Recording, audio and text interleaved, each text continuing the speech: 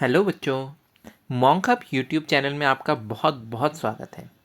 तो जैसा कि आप लोग जानते हैं कि हम लोग क्लास 11th का chapter number 1 the living world complete कर चुके हैं।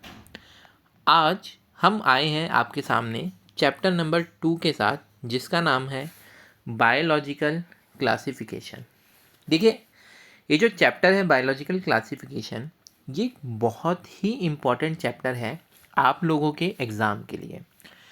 क्योंकि अगर मैं बात करूं नीट में, तो नीट में भी इससे क्वेश्चन आता है, और साथ ही साथ अगर मैं बात करूं टीचिंग एग्ज़ाम्स की, तो टीचिंग एग्ज़ाम्स में इसमें बहुत सारे क्वेश्चंस पूछे जाते हैं।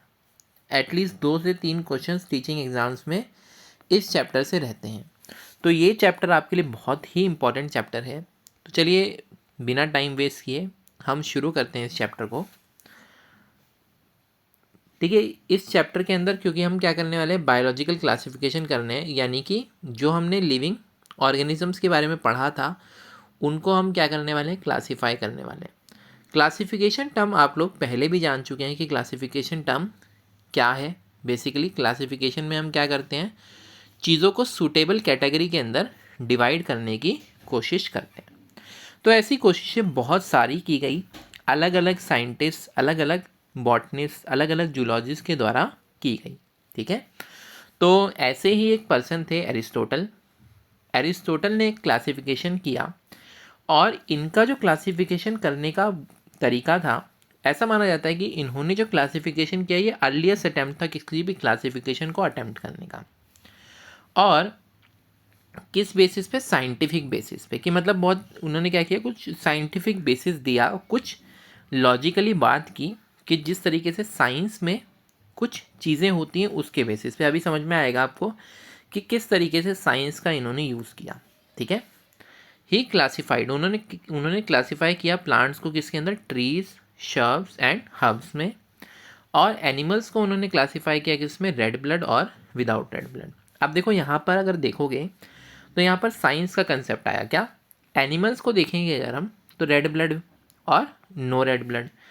तो यहाँ पर क्या है, साइंस की बात हुई।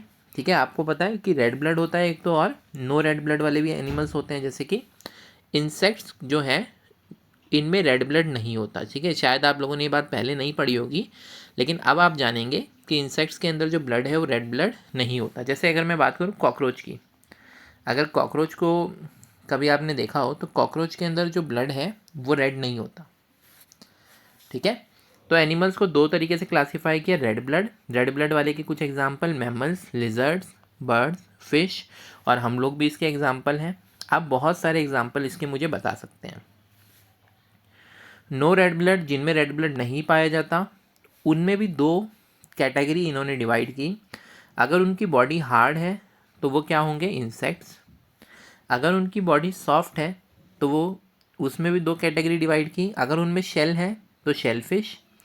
अगर उनमें, ये सेलफिश नहीं है, ठीक है, ये क्या है, शेलफिश, जिसके ऊपर कोई कवर है। ठीक है, शेलफिश।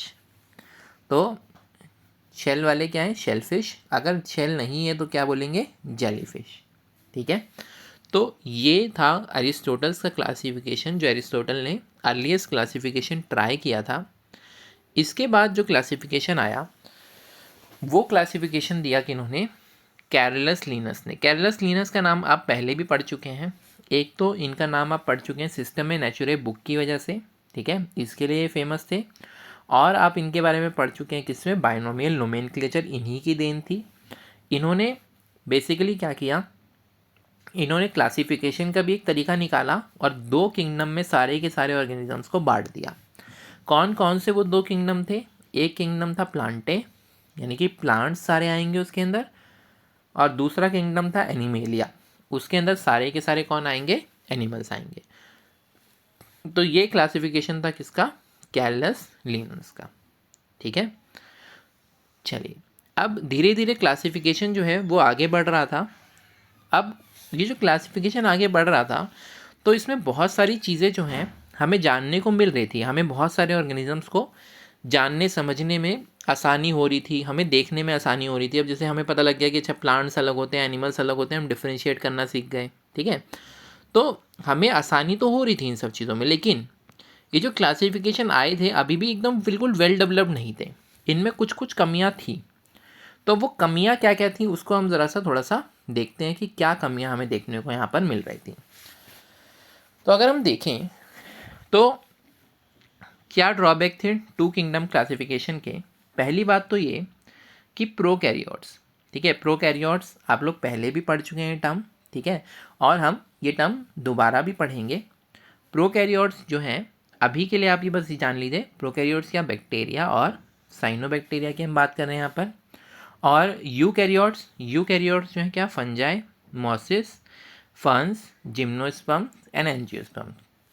इन सबको किसके अंदर रख दिया गया, प्लांट्स के अंदर रख दिया गया, ठीक है। अब इससे परेशानी क्या है भाई, किसके बेसिस पे रखा गया, पहले तो ये आप समझिए, प्रेजेंस ऑफ सेल वॉल की। इनके पास क्या है, सभी के पास सेल वॉल है, पर परेशानी ये थी कि इनके अंदर और इनके अंदर बहुत सारे डिफरेंस थे।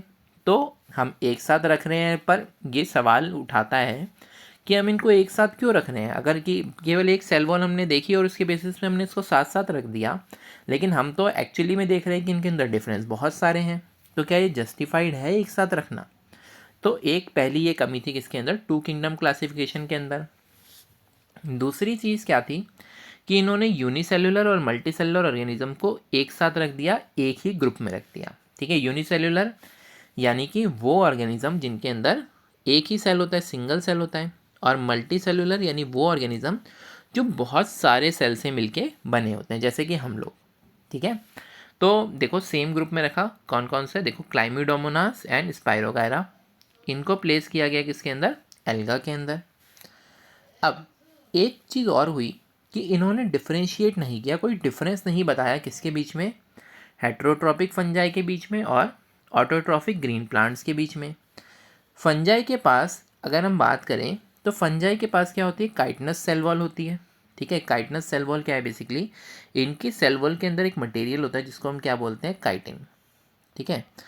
और ग्रीन प्लांट्स में क्या होता है, एक मटेरियल होता है जो इनकी सेल वॉल में होता है, वो क्या होता है, सेलुलोज। तो सेलुलोजिक सेल वॉल। तो भाई एक तरफ तो भले ही आपने देखा कि सेल वॉल है दोनों तरफ, लेकिन आप ये भी तो देखो कि एक तरफ काइटिन से बनी हुई है, दूसरी तरफ सेलुलोज से बनी हुई है, तो आपने ये अंतर तो यहाँ पर देखा ही नहीं। तो इस वजह से भी जो टू किंगडम क्लासिफिकेशन है वो एक तरीके से फेल हुआ, ठीक है। अब देखो ऐसा नहीं कि इससे कुछ मिला नहीं हमें, हमें इससे बहुत सारी चीज़ों को क्लासीफाई करने में मदद भी हुई, ठीक है, पर ये कम्प्लीटली सही माना नहीं गया। तो इसीलिए हमें इससे आगे बढ़ना पड़ा और हमें अपने अगले क्लासिफिकेशन की तरफ जाना पड़ा। और ये जो क्लासिफिकेशन है मैं बता रहा हूँ ये आज तक भी यूज़ होता है, ठीक है। हालांकि इसमें और एडवांसमेंट भी हो गई हैं, लेकिन ये क्लासिफिकेशन बहुत ही इंपॉर्टेंट क्लासिफिकेशन है, इससे एग्ज़ाम में क्वेश्चंस बहुत बार पूछा जाता है, ठीक है। तो ये बहुत है, मोस्ट इम्पॉर्टेंट क्लासिफिकेशन है जो R.H. विठाकर ने दिया, ठीक है। किन्होंने दिया था ये, R.H. विठाकर ने दिया था 1969 में। R.H. विठाकर जो हैं ये बहुत ज़्यादा इन्वॉल्व रहते थे, बहुत ज़्यादा इन्वॉल्व रहते थे लिविंग ऑर्गेनिजम्स के साथ। इन्होंने बहुत ज़्यादा स्टडी करी है लिविंग ऑर्गेनिजम्स पे, और उसी के बेसिस पे इन्होंने एक 5 किंगडम क्लासिफिकेशन लेकर आए। जैसा कि आपको नाम से ही पता लग रहा है, यहाँ पर इन्होंने चीज़ों को 5 किंगडम्स में डिवाइड किया होगा। तो देखते हैं कौन कौन से थे वो 5 किंगडम, क्या क्या थे, Monera, protista, fungi, Plantae and animalia, ठीक है।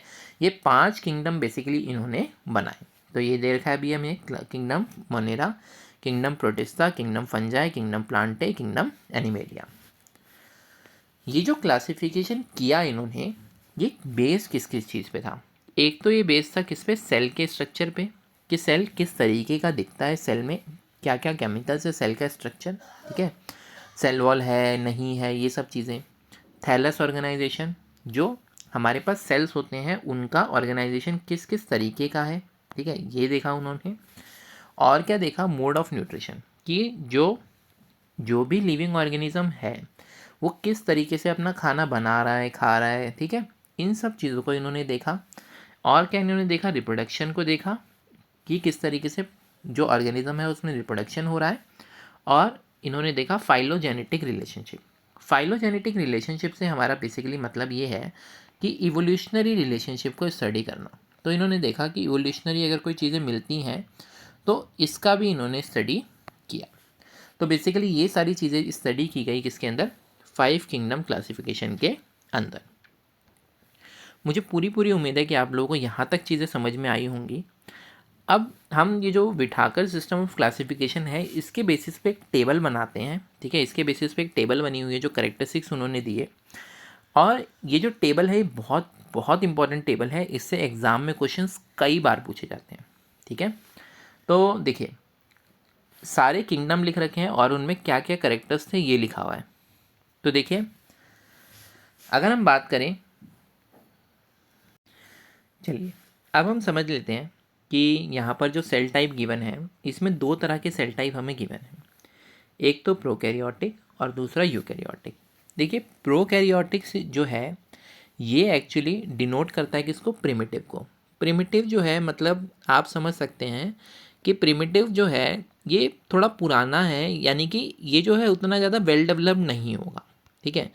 तो एक्चुअली में बहुत ज़्यादा वेल डेवलप्ड नहीं होते। जो प्रोकैरियोटिक सेल हैं उनके अंदर जो न्यूक्लियस है उसके ऊपर कोई मेम्ब्रेन नहीं होती, ठीक है। और साथ ही साथ जो अदर सेल ऑर्गेनल्स होते हैं, जैसे आप लोगों ने माइटोकॉन्ड्रिया वगैरह पढ़ा है ना, तो इनके ऊपर भी सेल मेम्ब्रेन नहीं होती। तो ये किसके अंदर होता है, प्रोकैरियोट के अंदर। लेकिन अगर हम बात करें यूकैरियोट की, तो यूकैरियोट के अंदर क्या होता है, यूकैरियोट के अंदर जो न्यूक्लियस है उसके ऊपर न्यूक्लियर मेम्ब्रेन भी होती है, और साथ ही साथ अगर हम बात करें तो अदर जो सेल ऑर्गेनल्स हैं उनके ऊपर भी आप लोगों को मेम्ब्रेन देखने को मिलती है। तो ये डिफरेंस है किसके बीच में, प्रोकैरियोट के बीच में और यूकैरियोट के बीच में। इसे याद रखना बहुत ही आसान है। क्या, सेल टाइप में अगर हम बात करें तो मोनेरा ही केवल ऐसा है जो प्रोकैरियोटिक है, बाकी सारे के सारे क्या है, यूकैरियोटिक है। नेक्स्ट अगर हम बात करें सेल वॉल की, तो मोनेरा के अंदर सेल वॉल जो है नॉन सेल्यूलोसिक होती है, यानी कि अंदर सेल्यूलोज नहीं होता। तो फिर क्या होता है भाई, पॉलीसेकेराइड होते हैं और साथ साथ क्या होते हैं, अमाइनो एसिड्स होते हैं। प्रोटिस्टा की अगर हम बात करें तो प्रोटिस्टा के अंदर सेल वॉल कुछ कुछ में प्रेजेंट होती है, सब में प्रेजेंट नहीं होती। फंजाई में अगर हम बात करें तो फंजाई में प्रेजेंट होती है, और हमने अभी थोड़ी देर पहले भी बात की थी कि इसके अंदर जो सेल वॉल है उसमें काइटिन नाम का एक मटेरियल होता है और साथ साथ पॉलीसेकेराइड होते हैं। प्लांटे की अगर हम बात करें तो इसके अंदर सेलुलोज प्रेजेंट होता है। एनिमेलिया की अगर हम बात करें तो आपको पता है कि एनिमल्स के अंदर सेल वॉल नहीं होती। नेक्स्ट हम बात करें अगर न्यूक्लियर मेम्ब्रेन की, तो जैसे कि मैं आपको बता चुका हूँ कि प्रोकैरियोट में न्यूक्लियर मेम्ब्रेन एब्सेंट होती है, और क्योंकि बाकी सब यूकैरियोट हैं तो आप लोग समझ गए होंगे कि बाकी सब के अंदर न्यूक्लियर मेम्ब्रेन जो है वो प्रेजेंट होगी।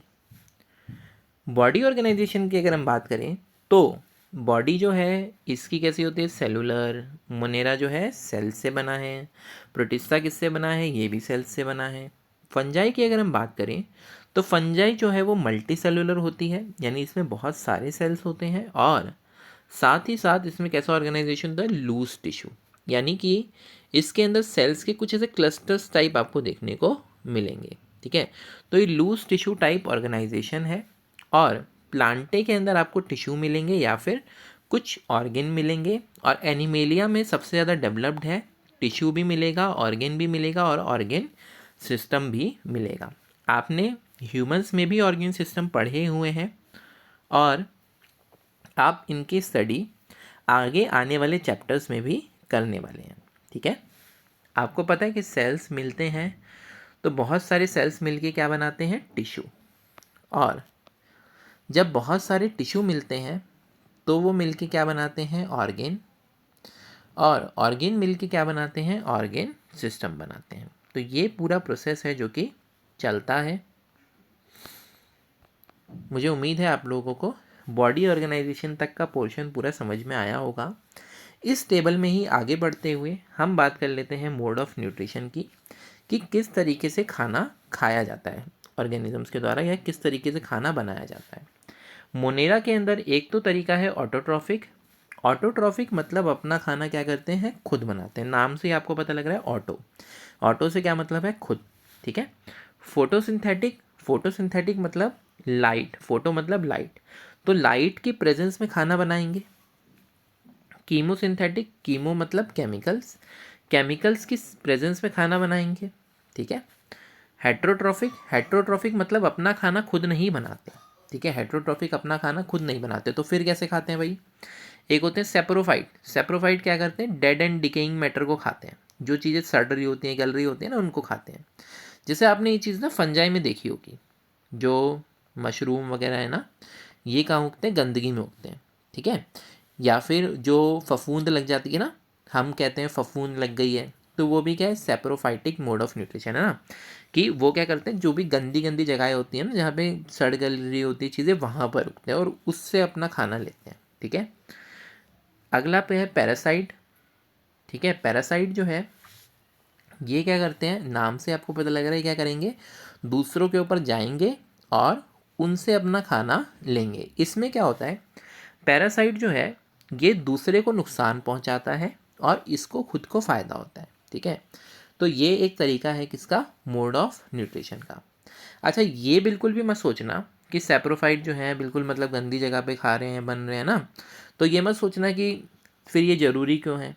देखो, ज़रूरी सारी चीज़ें होती हैं, हर एक चीज़ का अपना अपना फंक्शन है। अगर सोचो सैप्रोफाइट ना हो तो जो डेड और डिकेइंग चीज़ें हैं, जो ख़राब हो रही हैं, सड़ रही हैं, उनको ख़त्म कौन करेगा, ठीक है। सबका अपना अपना फंक्शन है। और ऑटोट्रॉफ ना हो, अपना खाना खुद बनाने वाले ना हो, तो क्या होगा, धरती पे खाने की कमी पड़ जाएगी, ठीक है। तो सबकी अपनी अपनी यूटिलिटी है, सबका अपना अपना काम है जो कि वो करते हैं। प्रोटिस्टा की अगर हम बात करें तो प्रोटिस्टा में अगेन ऑटोट्रॉफिक न्यूट्रिशन होता है और हेट्रोट्रॉफिक न्यूट्रिशन होता है। ऑटोट्रॉफिक में भी ज़्यादातर क्या होता है, फोटोसिंथेटिक होता है। फंजाई की अगर हम बात करें तो फंजाई में मेजरली क्या होता है, हेट्रोट्रॉफिक ही होता है और सेप्रोफाइटिक और पैरासाइटिक दोनों हो सकता है, ठीक है। प्लांटे की अगर हम बात करें तो प्लांट्स तो ज़्यादातर अपना खाना खुद ही बनाते हैं, ठीक है। और किससे होता है, फोटोसिंथेसिस से बनाते हैं, तो ये क्या है, इनका फोटोसिंथेटिक। एनिमेलिया की अगर हम बात करें तो हेट्रोट्रॉफिक, इसमें एक क्या होता है, होलोजोइक। होलोजोइक में होता क्या है कि हम पूरा का पूरा खाना क्या कर लेते हैं, इनगल्फ कर लेते हैं, ठीक है। जैसे कि अगर मैं बात करूं अमीबा की, तो अमीबा एक ऐसा ऑर्गेनिज्म होता है और आप जानते हो क्या निकालता है, फॉल्स फीट निकालता है ना। यहाँ पे अगर खाना उसने देखा तो उस खाने को लेने के लिए वो ऐसे पाँव निकालता है ना, नकली पाँव पाइट टाइप निकालता है, इसको हम क्या बोलते हैं, फॉल्स फीट बोलते हैं। और एक और नाम इसको हम देते हैं क्या, सूडोपोडिया। क्या नाम देते हैं इसे हम, सूडोपोडिया। और वो खाने को इनगल्फ कर लेता है, ठीक है। फिर उसके बाद उसको डाइजेस्ट कर लेता है सेल में, इसको हम कहते हैं होलोजोइक मोड ऑफ न्यूट्रिशन। इंसानों में भी यही होता है, ठीक है।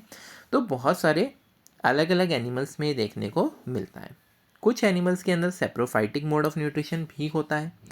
तो ये पूरा टेबल थी जिसे हमें समझना था। ये टेबल बहुत ही इम्पॉर्टेंट टेबल है, इसे बार बार देखिएगा, एटलीस्ट आपको ये टेबल 8 टाइम्स देखनी है, ताकि आपको इस टेबल पे लिखी हुई एक एक चीज़ बिल्कुल बारीकी से आपके दिमाग के अंदर छप जाए।